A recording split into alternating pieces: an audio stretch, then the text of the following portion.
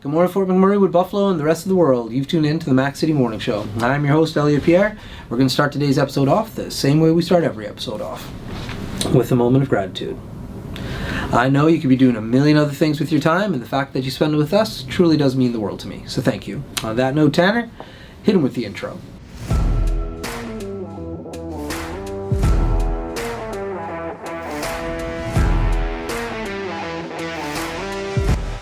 Hey, it's Keith Simpson here. I'm the general manager of Norel Toyota, soon to be Fort McMurray Toyota. Pretty excited for our new dealership.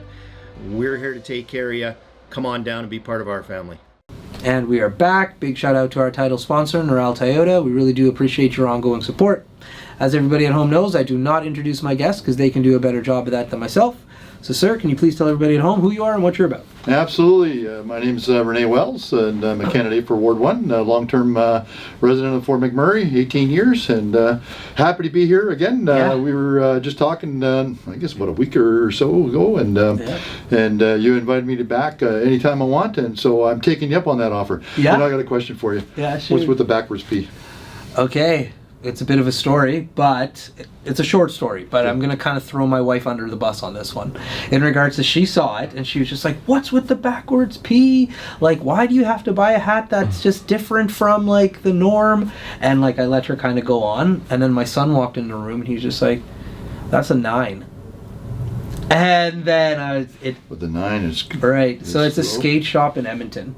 Okay. 9 times. And so it's just a place where, like, I go and I buy clothes and Okay. things. I just wanted to rep the store, So- and I don't really know anything about sports. So, like I know there's a hat he has, like, it's the Pittsburgh Pirates Pittsburgh hat. Pirates was what I was right? thinking. Yeah. So, but, like, I didn't buy it for that. I bought it for that, like, the And it's shop. their team colors too. Yes, Yeah. yes, And so that's what I thought. You know, but That's right. Here was my inkling. you Yeah. know.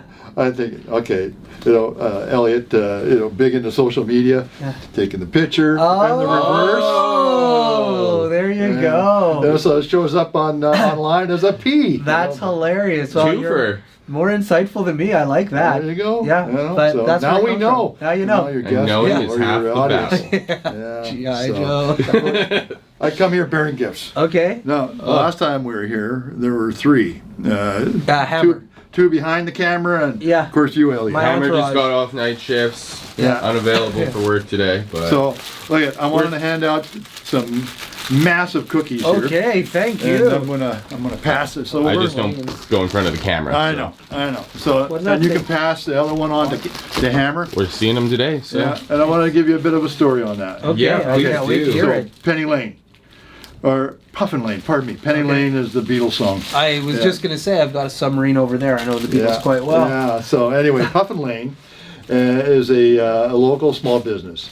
Look, as I'm going out and door knocking, engaging people, I'm hearing various tales and challenges of small businesses, and so recently I had gone to Stratosphere Sports. I wanted to showcase and highlight Burton Geeky and the great job that he's been doing in his business, not only in cycling, but also apparel and skis, whether it's Nordic skiing or downhill skiing.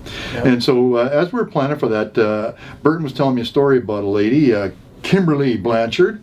Okay. She's the owner-operator of Puffin Lane.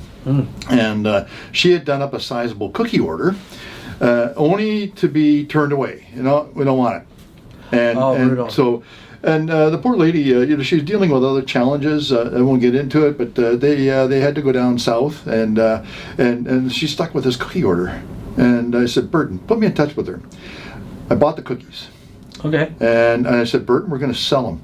We're going to sell them at that event that we had last Saturday at Stratosphere. Okay. And those are the last 3 cookies. That's awesome. Yeah, we did it by donation. And it was amazing. It was not only the cookies from Puffin Lane, but also skate sharpening. Burton said, "Bring mom, dad, hockey mom, hockey dad. You bring your kids' skates down, and we'll sharpen them for a donation." And so the proceeds are actually going to the Ptarmigan Nordic Ski Club. Sweet. You know, so I mean, it's just an amazing organization. They they work and groom the trails each winter in the Birchwood Trails, and they're also responsible for the Doug Barn Cabin. So I wanted to give a big shout out to Kimberly. I know you're doing a fine job, and you know, it to me is an illustration that unlike larger businesses, you know, these local small businesses we need to be more engaged about, you know, and support. They can't take those hits. You know? So Kimberly, she does more than just cookies. You know, she bakes other things, and she also does charcuterie boards.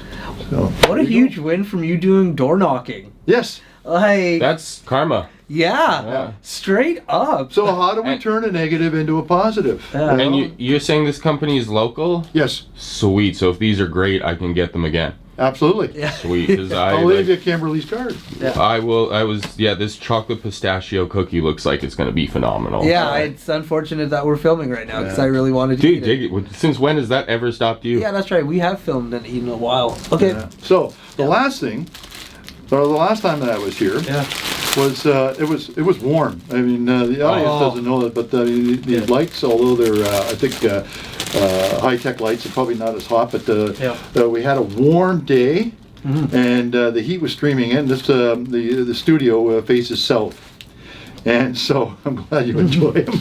But I was on the verge of leaving, not because I was nervous, but I was hot. You know? And today's different. We got rain, which is much needed, and so I'm not wearing a trench coat. Right. But it just reminded me of a story. You know, when I became a commissioned officer in the RCMP. Okay. I had to get a new uniform. It's not the same uniform as you see in our frontline among our frontline officers, and so I put in this big order, and we told our kids, we were young at the time, you know, that hey, Dad's getting promoted and we're moving, and you know, the uniform started coming in, and one of my daughters said, "Mom, he's an inspector, or going to be an inspector. Does he get a trench coat?" Oh yeah. And I laughed. My wife Brenda's telling me this story, and so I have a partial trench coat for the weather today. So I end up going downstairs because I used to do VIP duties. I once had to work. What do they call it, a gig, where the Vice Premier of China in the 80s came to Canada for a visit, so I was part of the entourage, and we were all told we had to be dressed to the nines, including, you know, for inclement weather, have this trench coat, and it sat in my basement for years, and I forgot about it, and I said, okay, I got to drag this out, and I put it up, on the edge of a closet where the kids would walk by, and my one of my girls who had asked her mom about that, you know, she sees it, and they look at me, and I said, well, that's part of the gear I'm going to be wearing as an inspector, Inspector Gadget. You know, that was big back in the day for the kids, eh? So I just wanted to share that little anecdote with you. Yeah. Speaking of your trench coat, though, how much of your uniform or old pieces of like what you would wear from your days did you get to keep? There's a small number of items. And the difference is that if you quit and leave the RCMP, you got to turn everything in. However, if you retire from the RCMP, and I know people like you become eligible for retirement at I think it was 20 years, 19 and a day, or in your 20th year. You can request to keep your red surge. Okay. And your walking out order. You know, so if you wanted to go to a regimental ball or a regimental dinner, as a former serving member of the RCMP, or if you wanted to march with the guys and gals that are here today, you know, you would keep your Stetson, your high brown boots, and I forget what we call them. We had a term for the breeches, you know. But anyway, those are the items that you would keep.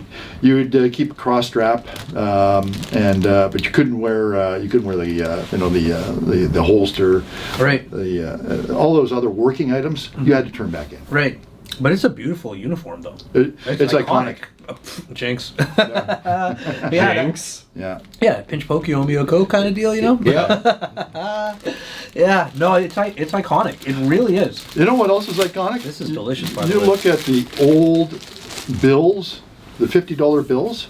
Yeah, pink. Or, There was one for the musical ride, and all the horses were with their lances down in a circle. Okay. And I worked for a corporal, later became a staff sergeant, and my boss in Lac La Biche, Russ Langston, passed away about a year or so ago, unfortunately out in British Columbia, the victim of a motorcycle collision. And what a great guy. But as a corporal, he would, he'd see a $50 bill, and he'd say, hey, give that to me.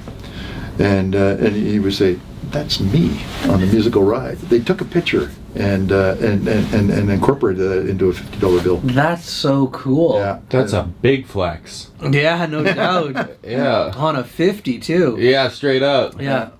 That is so cool. We don't handle a lot of cash. It's all digital these now. days, eh? But Yeah. and somebody from was it Northern Coins, or they're in West Evan Mall. I go Woody's coin world there. The young guy was telling me that the day that we stop using currency is the day that collectors like me, I love coins. And I also have a fair assortment of different currencies. Okay. Or different Canadian, like ones, twos. We think of the toonie. We once had a $2 bill, 5, 10, 20, 50, and even 100 from King George's time. We have something to show you after the show. There you go. Yeah. But he said the minute we stop, or the Royal Canadian Mint stops producing coins, that's where you're going to see the value of those things go up. Oh, definitely. Yeah. Definitely. If you're a collector, even yesterday I was with Keegan, and he was looking at a toonie versus a loonie, and hey, do you know he was trying to put like a 10-cent piece within the circle, and he's playing with like the coins, right? Yeah. And it's a novelty to him, because like how often does he see cash? Yeah. But yeah, like cash back in the day, very unique in how it's paper and now it's not paper, and Yeah. even how it used to be back to gold. Like, Well, even during the Second World War, the tombac, I believe, was the material they used. okay. Because there was a shortage of nickel and other alloys that they wanted to use towards the war effort. So they had to come up with something. So Fascinating. Anyway. Well, listen, Tanner tapped his phone. That means he has his segment ready for the Mac City Minute, or his questions for his segment called the Mac City Minute. There you go. Brought to you by Patchouli Rose. Carrie, thank you very much. I'm going to go back to that cookie. Tanner, hit him with the Mac City Minute. All right, question number 1. What TV show do you think most accurately depicts being a law enforcement officer? Yeah, you'd have to go way back. There was a show in the 70s, Police Story, and a Quentin Martin production that was always the introduction and in the end day. But that one I found most riveting as a teen growing up, listening to that or watching it. So today, you look at a lot of police officers, and they work shift work, and man, the ones that are depicted in by Hollywood, they look awfully good. And you never see them carrying a notebook. Yeah. Question number 2. How would you describe the perfect cookie? The perfect cookie? Yeah. I always have this debate with my kids. Raisins. You got to have raisins in it, or craisins. Along with some nuts like sunflower seeds, and well, that's not a nut, but anyway, It's a seed. Yeah, it's a seed. Yeah, so I just I love that mixture with oatmeal. Soft or hard? Must be soft. That's the move. Question number 3. What is your favorite part of door knocking in the city of Fort McMurray? Truly is engaging people, and what I would say is that what's important to me, what I think are important to the community, may not be important to what you think or you think, and so it gives me that opportunity to go and hear. People don't naturally come to others and want to share their thoughts, and really, when I'm knocking on doors, I'm finding that you have to draw that out of them. And so, what is important to you, when I'm on your door? And I'm amazed to hear that. And I think, I've listened to other politicians. There was one in southern Alberta, and he would step off the plane from Ottawa, and he'd be on the phone texting away to his electoral district association, the board members. Yeah. Hey, I'm here. I'm going door knocking. Who wants to come with me? Okay. And it keeps them engaged, you know, because you are in a bubble, whether you're downtown in the Horseshoe, Yeah. the legislature, or parliament. Right. Right. Question number 4. Do you prefer the brownie edge, middle, or corner? Must be the edge. I like a soft cookie. I like a nice soft brownie, but you know, there's just something about the edge, the corner. You know, that's the treat, eh? And your final question. What would you say is your grail coin you hope to collect? The one I cannot get, and I'm trying to remember now whether it's a coin, and yeah, it's extremely rare. I think the Royal Canadian Mint back in the day, they realized that they had an error. It was from the 1920s, so 100 years old. I mean, and I mean back in the 80s, I was a kid. Growing up, and my father introduced me to collecting coins, and I would spend time looking at them and going through the collection. Eh? But there's this one coin, I believe it's from 1925, and they realized their error and they stopped production. But there were about, I think, 5 that got out, and I mean they're priceless. So to me, that would be the holy grail. And those have been your 5 questions. Now I gotta ask. Your go-to cookie has to have a raisin in it? Must have raisins. Must have as part More of, than one. Yeah, that's a hot take. Like most of the time, like a raisin cookie, I'm just like chocolate chip, pecan. Like there's so many other cookie ingredients. I wouldn't go raisin first. Where did that come from? I think that was growing up. My mother, German, she would make the Bund cake. Okay. You know, it's like a big donut with a hole in the center, and so I call it my mother, my old man. Yeah. He hated raisins. I don't know why, but you know, so I get it. She would, and I'm finding there's a love-hate relationship with raisins, eh? But I love them, you know, because the butt cake after a couple of days it would tend to be a little drier, and so that there's that sweetness and a little bit of moisture that would help offset that. So my mother was tactical.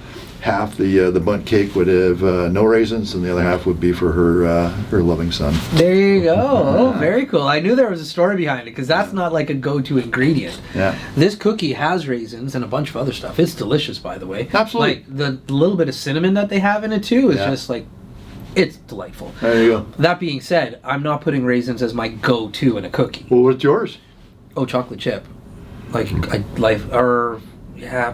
Chocolate chip. Depends the cookie too, because Yeah. like I love a good ginger snap. Like if you get a nice soft ginger snap and at the holidays, you don't want anything in that, you know. So I mean, the debate in my household, and I'm on the losing end. Okay. You know, there's 3 words with the blank in the center. Okay. Okay.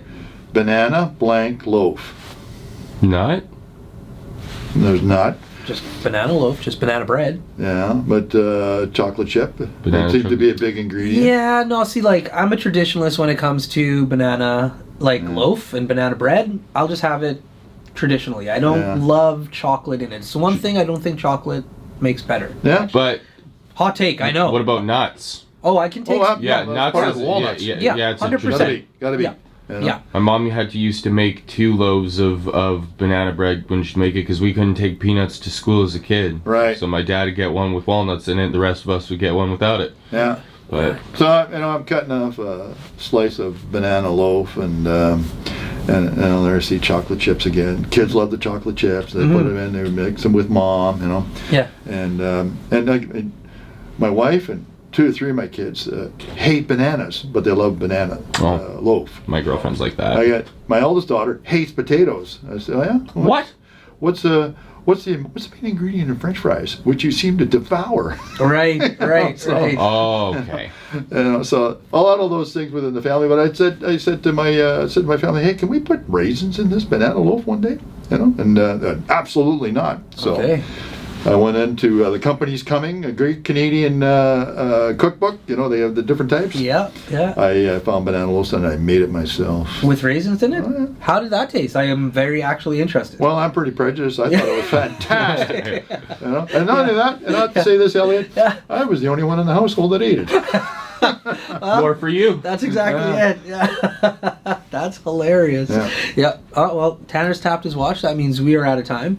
But before we cut you loose, everybody gets a shameless shout out or plug. So you have the mic, the camera, the lights. Well, you know what? I'm not going to be specific, but really, folks, it's about supporting local business. You know, and it is a take off of some other slogan I've heard elsewhere: buy local or say bye local. And so that's my big shout out. There we go. Awesome. Well, for McMurray with Buffalo, the rest of the world, that's been another episode of the Mac City Morning Show. From the bottom of my heart, thank you very much for tuning in. Big shout out to our title sponsor, Neural Toyota, as well as Carrie from Patchouli Rose and the beautiful people at Coldwell Banker. Hope everybody's having a great day, and we'll see you tomorrow. Peace. Hi everyone, it's Carrie with Patchouli Rose here at Thickwood Barbershop. If you're wondering what to get your loved one this season for Valentine's Day, I make an all-natural anti-aging skin serum called Good Skin. It's good for men and women, and it's available for purchase here at the barbershop, downtown at the Corridor Shops and Events, and on my website. Thank you for your support.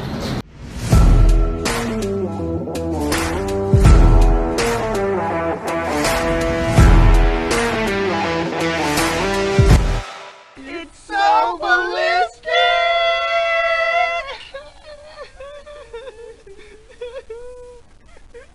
Talk about quenching your ugly thirst.